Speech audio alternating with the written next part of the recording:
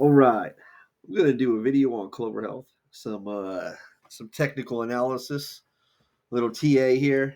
I haven't done a video for my YouTube channel a while. I've been busy, the holidays and work related, man, livelihood and all that good stuff. So time is running slim, but right here on the daily chart, I got my cycle analysis. So this one right here is it's a form of cycle analysis. Little wave right here. It's just my own manual algorithmic wave, but this one right here and this one right here is for the weekly, but I got it on the 3 day. So I use the 3 day. It helps me see things more clearer. But like typically when you have these cycles right here, the daily cycle, you're going to have an inner cycle, right? How it has it right here, how the weekly one's set up. But I'm not going to do that with this one because I recognize the pattern right here, how it was flowing in, flowing out. So I've seen the money flows. So I already had a different version of cycle analysis that I wanted to use with the algorithmic flows. So, and it changed about right here once it did this bottoming phase consolidation zone from this right-handed translation, right? So if it's a right-handed translation from point to point, you're going to have the beginning, the left-handed part right here. It's going to be lower than the right. So it's right-handed because the right's higher. Basically, higher highs, higher lows. Left-handed translation would be lower lows, lower highs, right? Same concept. I got the volume profile over here, right? Of course, all these other indicators they're pretty good, but I'm not going to go and explain in every single thing. I will tell you this: these are consolidation zones. This is the hyperwave. This is the money flow. I got this algorithmic flow ghosted in the background because it kind of messes up my view on this. So is it adaptive MACD, right? Yeah. I don't like using tools that are decades old. I mean, come on, do we do that with technology? Do we use decades old technology? I know some of the major healthcare companies they do. That's the reason why we got a company like Clover Health coming in and revolutionizing things. Updating the process, right? So I mean, like, don't you want to update on your TA? Your technical analysis tools that you have, right? Um, so it only makes sense to me to use the new developments, the the better performing, the new development ones, you know, rather than using Windows 95. I want to use today's version, right? I don't want to use that MACD that was created 20, 30 years ago, right? I want to use the present day one, the one that we have. We have technology for a reason, right? Okay, so this is what I'm expecting. Of course, expectations and reality is always going to be two different things, unless they're not. Unless I'm on point 100% of the time, right? In a perfect world, we'll probably get that. In my perfect world, right? Living my dream. So, what I'm expecting to happen right here, um, there's this zone right here between, I want to say 350 to around 280. Yeah, 350 to 280. I would call this the primary consolidation zone. It started after this. I would call this a short squeeze because you see right here is kind of like it has a negative, it's a positive, and then a negative sentiment block to it, right? So basically, this is what forms before this. So this was it was fighting for dominance here. Then eventually, the Bulls won, the Bears lost, and pow, right? So yeah, but there was some back and forth play right here. They were definitely going at it. Um, let's see. Yeah, like I said, these ones right here, consolidation. So this is I got this set at 100 days. You would call it days candlesticks, right? And I got this one set at 50. Um, so this is considered fair value within 100 candlesticks. Would be right here at around 340. That would be considered fair value. High sentiment, right? That's high purchasing sentiment, which means it has the highest volume with the highest amount of buying happening simultaneously, right? Strong support within this, the context of this time frame, right, that we're talking about, which is going to be $3.25. That's the strongest. This consolidation zone's here around $3.05. Another consolidation zone here around $2.90. And there's a tiny one right here at the very top. Well, the other bar's in the way. That's the reason why it looks small. It's actually this whole block right here. This is just the inner. So it would be more condensed right here, this yellow one versus this blue one right here. So it's more condensed consolidation zone right there at 340, and then it actually starts anywhere from 330 to 345. That's where it actually starts. So the money flow, right, is positive, but it's losing its grip. All right. Last time we seen it lose its grip was right here before this. You got a divergence there, right? This wave in the back is market structure. Um, so yeah, it's kind of like you. I like to look at this like if I had the RSI up, right, and I had 3 levels of RSI, I would have this on the 2-day, right, on the daily chart, the 2-day RSI, right, and I would have my 14-day, and then whatever one I want to use for the longer time frame, 50-day or whatever. This would all be considered the 2-day. It's not the same thing. It's market structure, but that's the way I like to look at it. So, and over here on this one, I have this algorithmic wave ghosted in the background, so I don't get so cluttered up over here. I just want to be able to glance at it and know where it's going or where it has been. I mean, you could tell the performance of it from the MACD. It pretty much imitates the MACD, which is probably going to the mathematical model behind it is probably based on the MACD. It's generating,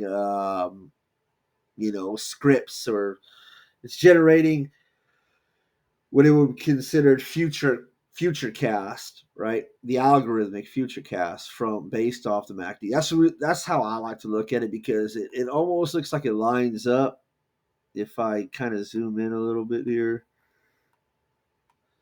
you see how this is a totally different indicator, and it is basically um, mimicking this one right here. So, in the slope of it, how it kind of popped here and then dropped, popped here then dropped, just looks like it. I don't know, maybe I'm wrong, but so yeah, if this was a future cast on the MACD, then that's what you would anticipate would be happening. And it's proven to be wrong on multiple occasions. It's just the beginning of it tends to be more correct than not. It's just the rest of it. I mean, maybe the first 5 dots tends to be on point. Then after that, it's like, who really knows?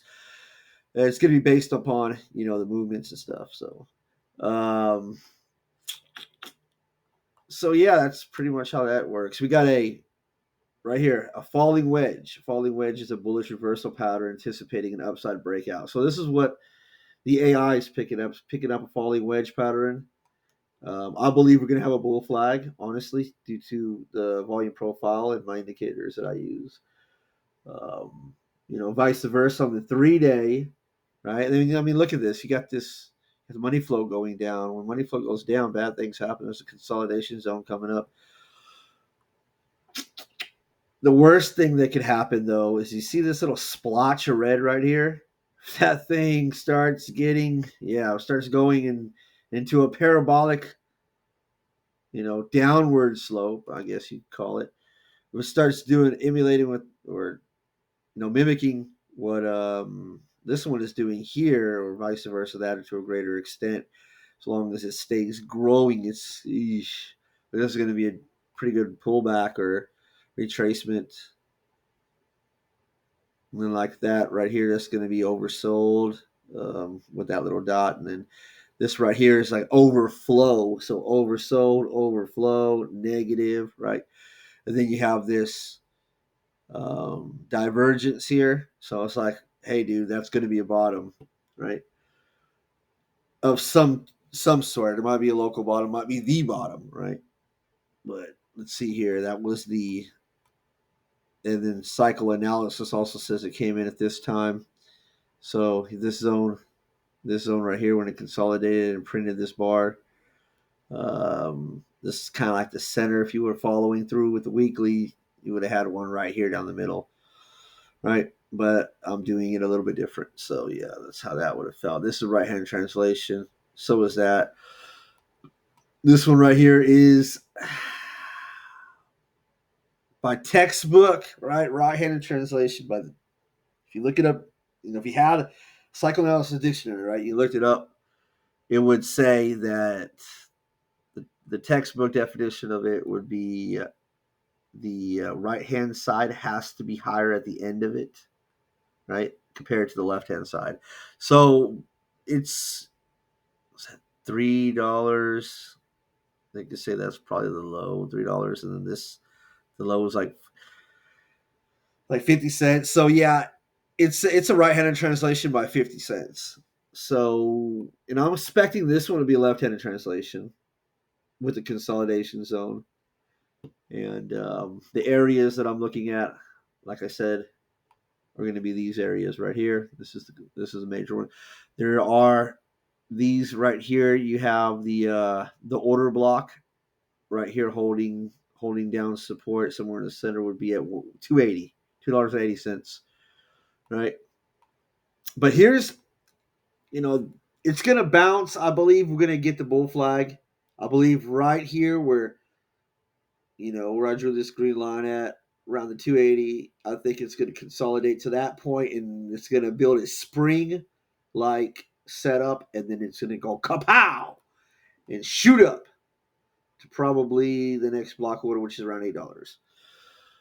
I just want to bypass that one. It might swing a little bit here first to go up, but we don't know. We'll see what happens. And the worst case scenario is this a left-handed translation with consolidation is building up into another left-handed translation, right? And that's what the algorithmic waves are predicting. If it fails, so it has to hold. Like the moment of truth on this right here, I believe that it's pretty much on point to about this level right here. If we get to this level right here, at some point in time, either it could be over here, over here, over here, and we can't hold this 280 as support and it breaks, it's saying we will test this gap area right here from the amount of bars that I have it looking for. I bet you if I increase the amount, it'll probably shoot it down to here. It only makes sense considering the negative and the positive sentiment it had here before. Us bulls won, right?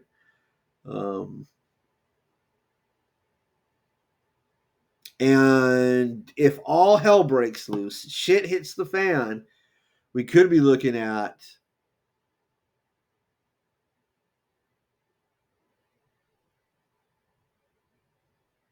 I want to say the highest part of this block order. I don't even think it's going to touch it really. I think demand is going to push it through. So I'm thinking like 177, or maybe we could round up and say 180, right? I don't believe it'll make it to the order throughout the order block. I believe it'll fill this gap, maybe go down a little bit more to like an 80, like 188, and then build and then shoot up. That's worst case scenario though. This over here is saying that it's probably likely to build support at this level right here, right? The other algo on the subcharts. Now for the week, no, for the 3 day, there we are. This is my long term outlook on what I think is going to happen here. Now, I don't know if you're familiar, or any one of you guys are familiar with, cycle analysis. They don't have to be exactly in the middle. It's preferred. It's like that's where the goal is, right? But there's a margin of error on cycle analysis. It's typically around, let's see here, 1, 2, 3. I guess I kind of extended it out a little more. It's typically around 3 bars. Oh, the reason why it's like this is because it's on the weekly. Let's see. 1, 2, 3. Yeah, right there, 3 bars. So yeah, that's why it looks more extended on the 3 day because it's been programmed for the weekly. So anyway, we're just gonna ignore these. It's just, but the main part about it is the actual cycles. So yeah, they don't have to land exactly on it, and I have this set up for 50 bars, so it'll be 50 3 day versions, right? 3 days, each bar represents 3 days. So it's saying here that we are coming to some type of conclusion on the 3 day. The MACD is trying to roll back over out of this downward slump that it's been in. I could call it, you got this divergence right here. So, like, I would say the downward slump probably started, to be fair, right here. That was probably September the 11th. And then it had a lower high, well, on the indicator, sub indicators, it's divergence here, so it's a lower high. But on the price action, that's the reason it makes it a divergence, right? Price action is a higher high. So it's right here, right here. The MACD doesn't have an autopilot divergence tool that's set up like this one does. So yeah, this is a red line here and here. At this point, and you can see the this little green line right here. This is sentiment. That's like where the sentiment, in order to keep a bullish trend, the sentiment has to be above it. It it moves with it. So like if it shrinks, it's going to try to get closer and closer to it until it flips. If it doesn't have enough time, like how it did here from positive or from negative to positive, it flipped, right? But once it loses that confluence, that bullish loses that area, right? Then it drifts down, and it's not a good picture. So, and then you got the market structure indicator down here in like I'll call this the discount zone, and this is the premium zone.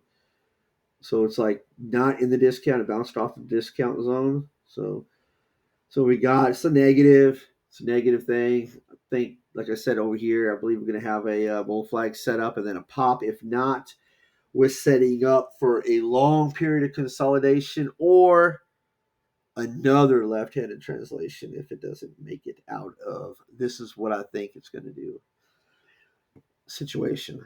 But on the positive note, we have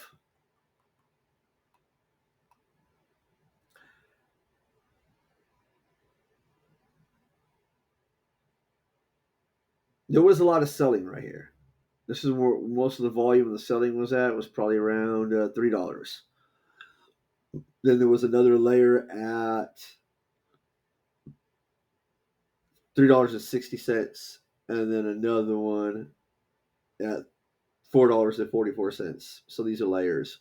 Here got hit, wham. Here got hit, wham. And then here got hit, bam. Right. That's where the sellers live. Buyers live here, right? Which is going to be at $3.36. and buyers also lived right here. Uh, I don't know if I want to pick that one. Yes, this one at 390. Buyers live there. So for the most part, there's this area right here. It's a negative area. If we pass that down, we could be, taking that ride a little bit further down. Or I want to say 250 is really what I'm looking at. Is This is what I believe. I believe that if we do fail the 280, we'll find support at 250. Point blank. There is no going lower than that. That's what I believe. So that would be right about here, right at this area right here ish. See, at the pretty much the bottom of this 3 day order block. It's at 345. Yeah, almost 350. So there's 350 right there. So it's pretty much the bottom of this one. I highly doubt we're going to go any lower than that compared to the way the way everything's set up. Right, it looks like it's ready to roll over. So, and I got three projections. If everything goes according to my plan, how we get this bull flag and pop up, right? And then the algos also, they are describing the same thing, just at a slower rate. There's going to be this little drop, I believe, right? Going into the end of December. And then I believe we'll pop back up probably sometime in the beginning of January. Yep. And then we're going to track up. And I think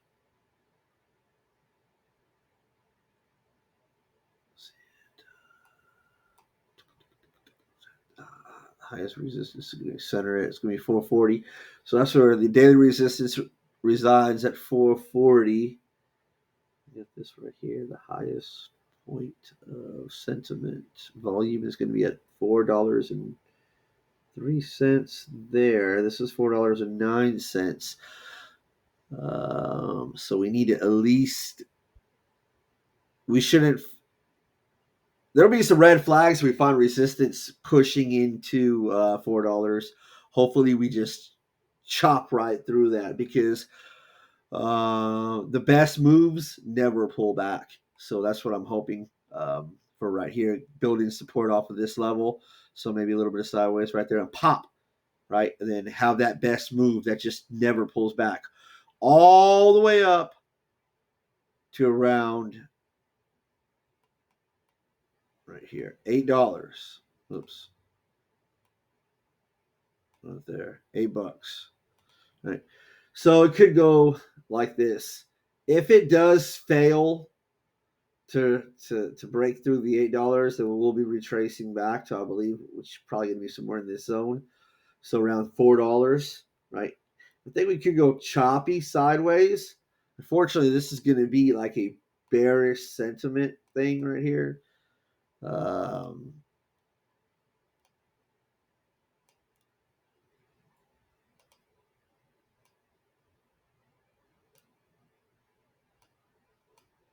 Something. Oh crap. Okay. Yeah. Something like that. Is that a rising wedge instead of a falling wedge, right?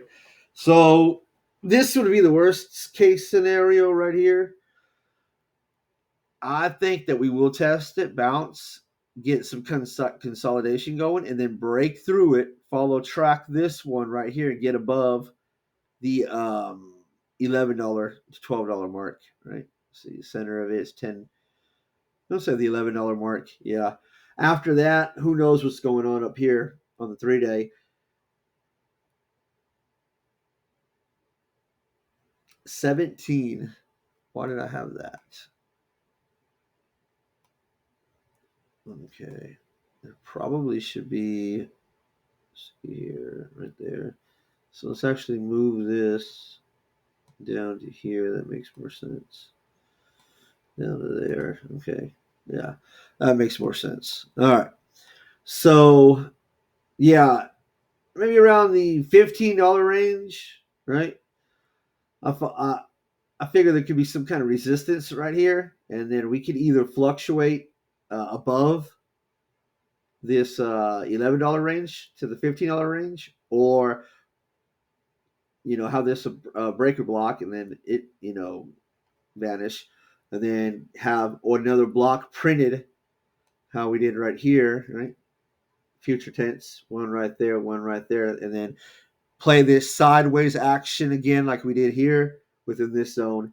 Worst case scenario, we build a rising wedge, and unfortunately, see here. Unfortunately, probably have to come back down and take another look at that 280 range, if that's even existent anymore, right? Because then there could be some other block built up at this level, right? And then it could be right here, because old resistance becomes support once it's broken, right? So then you would consider that the area of interest for a local bottom, a new bottom.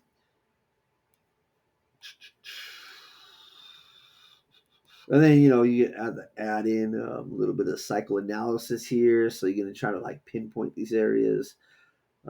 This does kind of fall in the center right there. This one's up, so this would be a right-handed translation.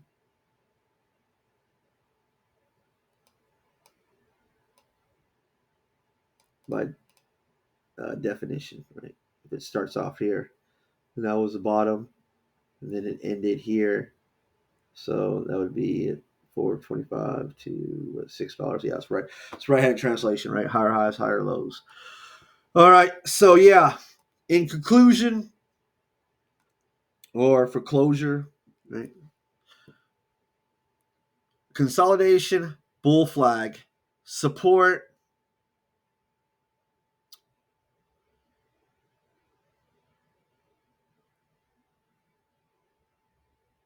There is some type of support at $3, but I think the strongest part of it in this area is going to be the 280, the strongest part of it. So yeah, and like I said before, if we cannot hold that 280, then there's this gap down here. Now we can go to the top of this and say almost $2. There's that gap at $2 that needs to be filled. Then so unfortunately, right? Let's zoom in a little bit. Right here. Um, and if that's filled, I feel like we could definitely see a little bit lower, right? Somewhere right there, like at 190, 180, 190. Shit. 70, 70, 80, 90. Somewhere between there, right? And yeah, so that's worst case. This is best case scenario. There's the cycles here and here and here. These are the waves, right? MACD's rolling over. It the algos suggest it to find a local bottom, probably 16th or 17th, but we'll see what Monday holds, because every day it changes. Like every time it gets some new data, a new bar gets printed. It affects the cast, the outcast, the future cast, right? It affects it. So of course it does, right? 200-day moving average still above it. It's in an uptrend. Simple moving average. Right here, simple moving average, 3-day, weekly. We can take a look at the weekly. Why not? Because that's what these are casting for, right? The psychoanalysis is for on the weekly. So we had a lot of money come in here, and now it's settling all back down. Got the MACD right here, the adaptive MACD, right? Saying, hey, we could go lower. Negative, overbought, could go lower. You know, structure's still positive. It's still in its upward trend. It's still holding support. You got a see here what the volume profile says. Ooh. So I got this set out for 50 candlesticks. Close range. Zoom in here.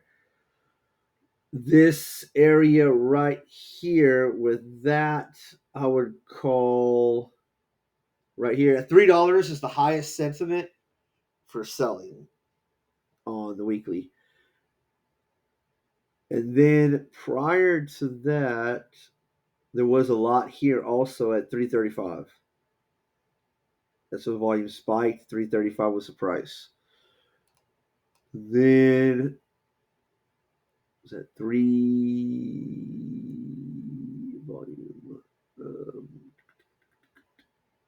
Yeah. So yeah, that's pretty much it right there. You got somewhere right here in the center of these two, $3, and then once again right here where it's currently sitting at, it's got a spike of selling right at $3.35. Down. Money flow over here is nothing impressive. Matter of fact, you could even call that. Well, hold on here. Let's double check something. Here, no, can't call it. I was going to call it a divergence, but looks like it's higher. Yeah, so no, I can't call it a divergence. But money flow is going down. Let's see what happens.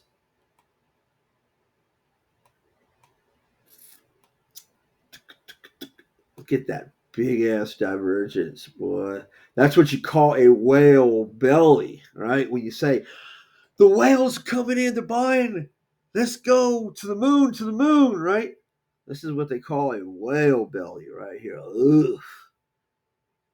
Fucking fat, hungry pigs came in and just started gobbling up shares.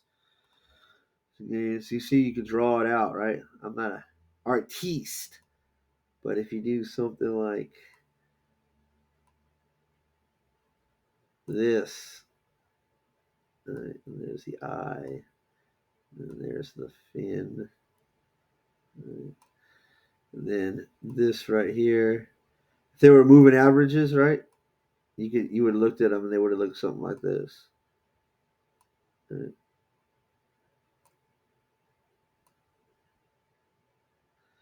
That is a whale belly right there.